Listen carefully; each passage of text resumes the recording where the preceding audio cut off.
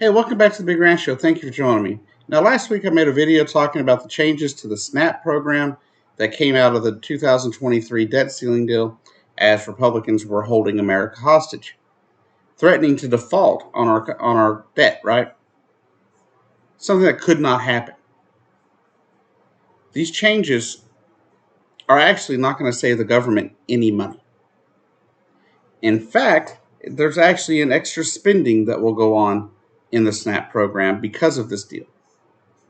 Unfortunately, some people are going to suffer because of the changes. Now, in the deal, the debt ceiling deal that they set, they decided that they would raise the limit for needing or requirements for needing a job from the current 18 to 49 to change it to 18 to 54. So people that are now 50 to 54 will be required to get a job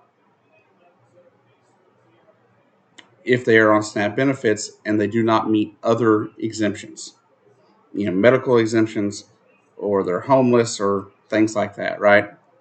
These are things that were added to it. Let me try to find that for you. Um, the people that are exempt from these new rules are those that are experiencing homelessness, regardless of age, veterans, regardless of and age, and what they're considering youth, 18 to 24, that have aged out of foster care. That um, those are the people that are going to be exempt from these changes. But there are still going to be your normal standard exemptions of being able to go to the doctor, get a letter from get the doctor to sign that you're unable to work. That in most states should still be the case. Just be sure you check with your local state laws. Because I remember being back in down in Texas. In Texas, they had exemption options. Even though I am permanently disabled, every 6 months I had to fill out a piece of paper and go to the doctor and have the doctor write that I was unable to work. Even though I'm physically permanently disabled, there's no getting better from what I have. But that should still be an option to most people. The problem is, with the new restrictions, it's going to cause states to spend more money because they're going to have to now go through, and there's some 780,000 Americans that are potentially going to lose their food stamp coverage, right? And that's not right at all. Now, it's not that they will necessarily lose it. It's just that they're under risk, not because of not meeting requirements, but because the state's not having the money to fully vet every single person or redo all these different cases. And that's absolutely disappointing. It will, though, for sure, it says increase about 78,000 people more will be eligible because of the new exemptions that were added, as well as um, some people that were not getting food stamps in under the previous rules. So because of the people that are being increased, like I completely 100% support the fact that veterans will be able to get food stamps regardless of if they work, regardless of their age. I love that. I think that's awesome. But we also got to think about the rest of America too. The fear is that there are people that'll fall through, more people that'll fall through the cracks over the age of, when you get 50 to 54. They're worried that because people are unable to, it's very hard for people to find work when they're over 50. They get fired from a job or laid off from a job. It becomes much harder for them to find new work. And this is a problem. And I think this is why a number of Democratic legislators voted no on the deal. AOC voted no. Bernie Sanders voted no. John Fetterman voted no. A number of Democrats voted no because of this stipulation between that and the pipeline that they added. Now the thing is, like I said, you need to check with your local agencies as these changes roll out. I don't know exactly when they'll take effect. I'm going to assume it'll start with fiscal 2024 coming later this year. Now this is going to put a bigger strain, I think, on food banks and things like that, especially early on, as people don't know what to do or they start losing their benefits. Because regardless of what anyone tells you, there are going to be people that are going to lose their benefits from this. And the choices were absolutely terrible. It was either the Republicans were going to destroy the entire country by defaulting on our debt, or they were going to punish the most vulnerable amongst us. They've already voted to make all sorts of different cuts. And now they're voting to cut food stamps for people that need it. Now, all in all, at least they didn't make cuts to the benefits themselves, right? They didn't make straight cuts to SNAP benefits themselves. But the problem is they did put in for 2020, the 2025 year, only a 1 year or a 1% increase, and that's a problem because that doesn't keep up with the cost of inflation, which means some states are going to have to end up, by 2025, they're going to have to reduce the amount of money that they give in food stamp benefits, I'm sure. But that all depends on how the Farm Aid bill goes, each year up to that point. I hope nobody I know is going to be affected by that. I hope no one watching this is affected by these changes. Unfortunately, some people are definitely going to be affected. And I'm absolutely disheartened to know that we're doing this to people. But the thing is about all these changes, the exemptions and everything, will go away in 2030. All the changes to the SNAP benefits program will go away in 2030. But as of right now, there is no debt limit until 2025. Therefore, it's very possible that they could increase funding at some point before 2025. Depending on how the elections go in 2024. But we'll see what happens, right? But whatever you do, don't panic, about it. Don't get too worried about it until you talk with your local food stamp and SNAP office. Until they, that way they can that exactly what's going on. Because some states have slightly different rules. Like here in Oklahoma, you have one set of rules. Texas, you had a different set of rules. Um, it's very possible that other states, some blue states may have extra benefits. I don't know what the exemptions that they have out right now.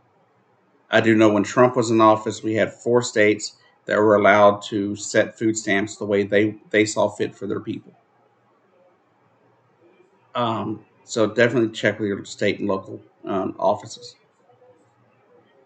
But as well, the problem that we're going to have here is this is going to continue.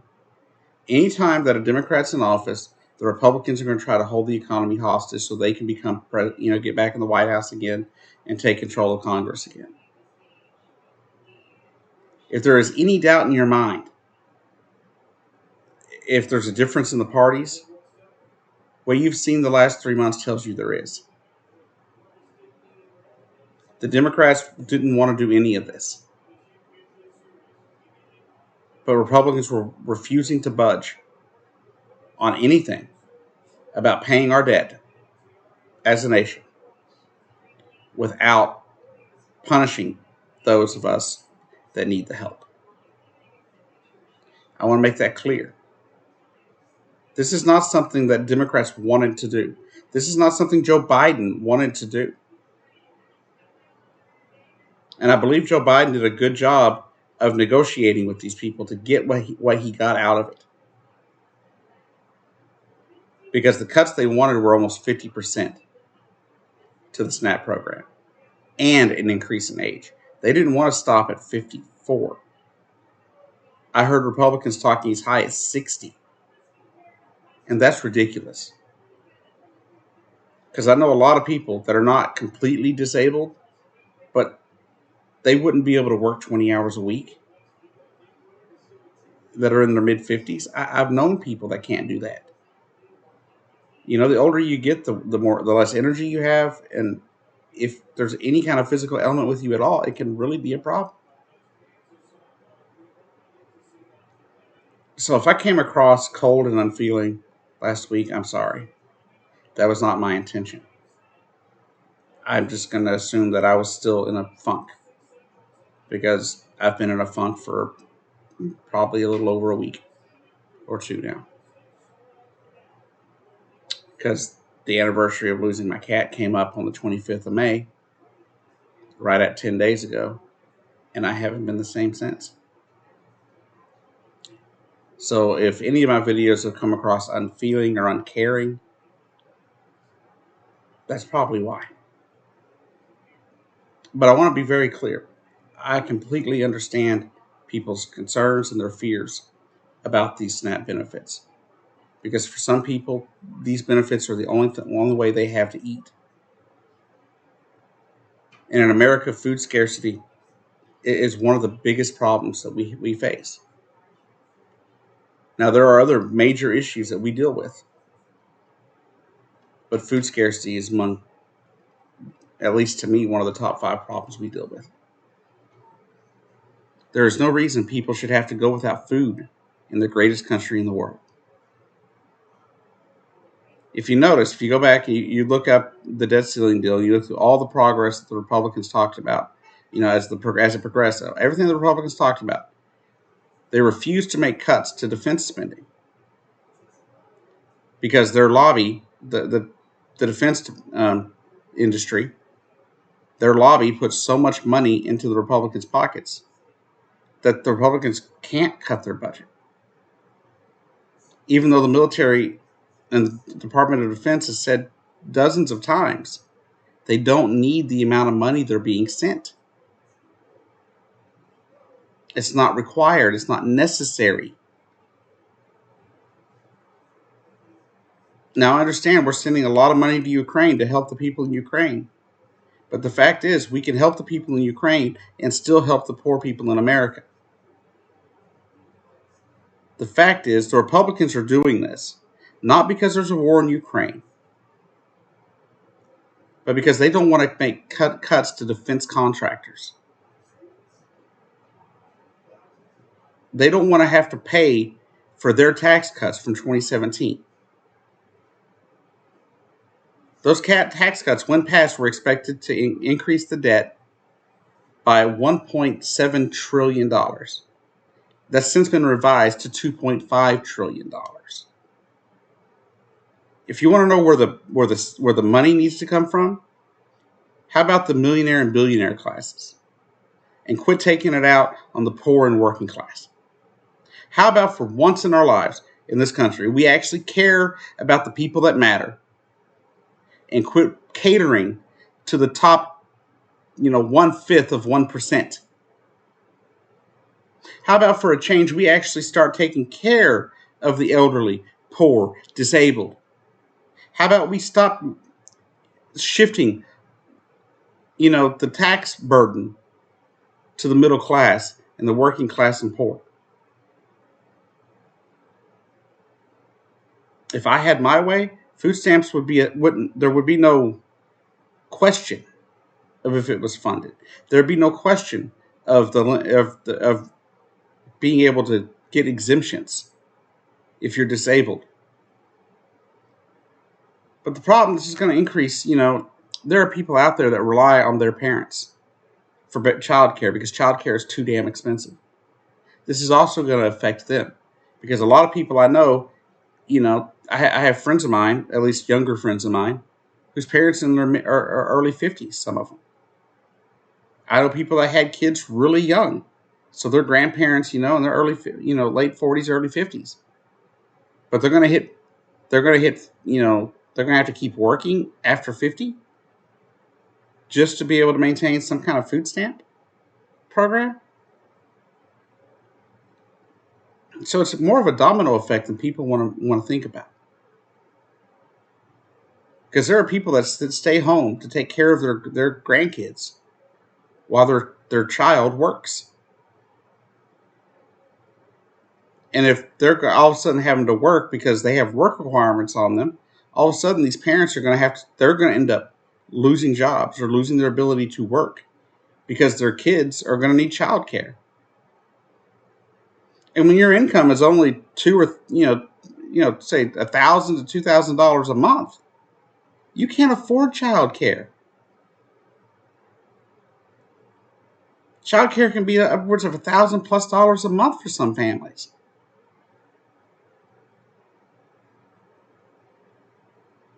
The fact is, no cuts should be made to food stamps. No changes should be made to food stamps until we address the problems that cause the need for food stamps.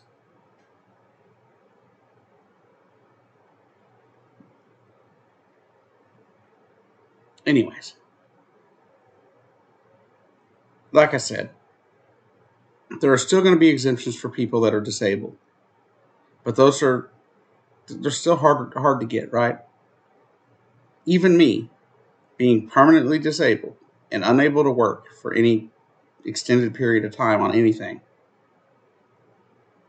I was told repeatedly that I was able to work, even though I wasn't. I had to go to doctors and have them, fill out paperwork over and over again. And I'm a permanent SSI recipient, or have been, you know, it, unless my income changes or something. But I'm permanently disabled. They still think I can work. So I couldn't imagine how people in other situations, because there's people, they assume that if you can walk, you can work. But people with chronic pain can't work, at least not 20 hours a week. It's going to be hard for them to do. And I don't think in America we should have to kill ourselves to eat.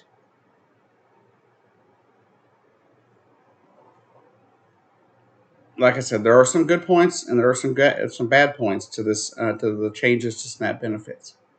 I like the fact that homeless people are easily going to be able to get access to food stamps now. I'm glad to see that veterans are going to be able to have food stamps now, regardless of their age. Honestly, I believe I already thought homeless people could get food stamps because in Texas, every time I would call in, or every so often they'd send me you know letters and stuff. It would talk about how homeless people can still get food stamp benefits if they qualify. But apparently, this is going to allow them to have food stamps regardless of their age. And before, there were age limits to that. And now there's not going to be. But the problem isn't going to be for the people that are gaining. It's going to be for the 780,000 people who may be put into limbo for a short time. Americans should not have to deal with food scarcity. I don't care what job people do. I don't care what work they do. They shouldn't if they have a job and they're working, they should not be homeless and they should not be hungry. Also, these work restrictions or requirements are expected to increase the job participation rate of people, but it doesn't. It's been proven by research time and time again that it doesn't that it does not increase participation in the job market at all. It just makes people leave the program and start starving. That's all they do. That's all these changes do. Work requirements do nothing but make people give up on the program. The extra paperwork that changes like this cause people to give up on the program. And that's what the Republicans want. They want people to forget about it. They want people to say it's too hectic to deal with. I'll just deal without. Don't let them do that. I know the extra paperwork will be annoying, frustrating in some situations. Having to get a doctor's appointment somewhere, especially if you don't have Medicare, Medicaid, or something, that can be difficult.